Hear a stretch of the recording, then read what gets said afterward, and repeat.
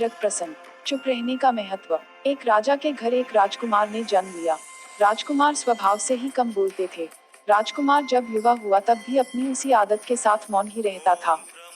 राजा अपने राजकुमार की चुप्पी से परेशान रहते थे कि आखिर ये बोलता क्यों नहीं है। राजा ने कई ज्योतिषियों, साधु महात्माओं एवं चिकित्सकों को उन्हें दिखाया, परंतु कोई हल न ही निकला।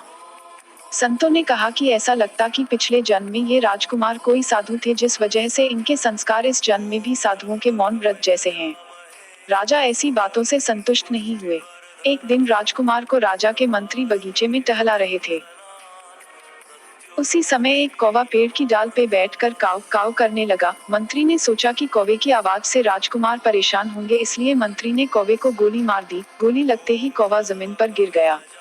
तब राजकुमार कौवे के पास जाकर बोले कि यदि तुम नहीं बोले ते तो नहीं मारे जाते। इतना सुनकर मंत्री बड़ा खुश हुआ कि राजकुमार आज बोले हैं और तत्काल ही राजा के पास ये खबर पहुंचा दी।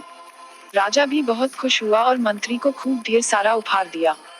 कई दिन बीत जाने के बाद भी राजकुमार चुप ही रहते थे। राजा को मंत्री की बात पे संदेह हो गया और गुस्सा कर राजा ने मंत्री को फांसी पे लटकाने का हुक्म दिया। इतना सुनकर मंत्री दौड़ते हुए राजकुमार के पास आया और कहा कि उस दिन तो आप बोले थे, परंतु अब नहीं बोलते हैं। मैं तो कुछ देर में राजा के हुक्म से फांसी पर लटका दिया जाऊंगा। मंत्री की बात सुनकर राजकुमार बोले कि यदि तुम भी नहीं बोले होते तो आज तुम्हें भी फांसी का हुक्म नहीं होता। बोलना ही बंधन है। जब भी बोलो उचित और सत्य बोलो, अन्यथा मौन रहो। शिक्षा। जीवन में बहुत से विवाद का मुख्य कारण अत्यधिक बोलना ही है। एक चुप्पी हजारों कलह का नाश करती है। आज का दूसरा प्रेरक प्रसंग।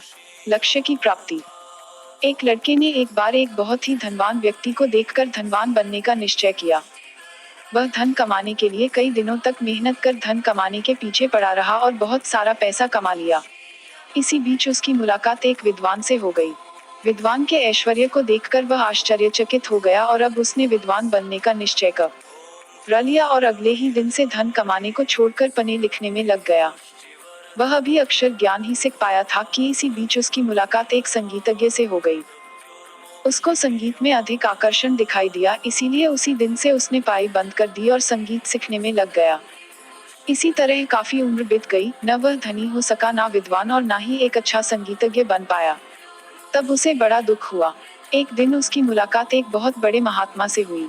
उसने महात्मन को अपने दुख का कारण बताया। महात्मा ने उसकी परेशानी सुनी और मुस्कुराकर बोले, बेटा, दुनिया बड़ी ही चिकनी है, जहाँ भी जाओगे कोई ना ये आकर्षण जरूर दिखाई देगा।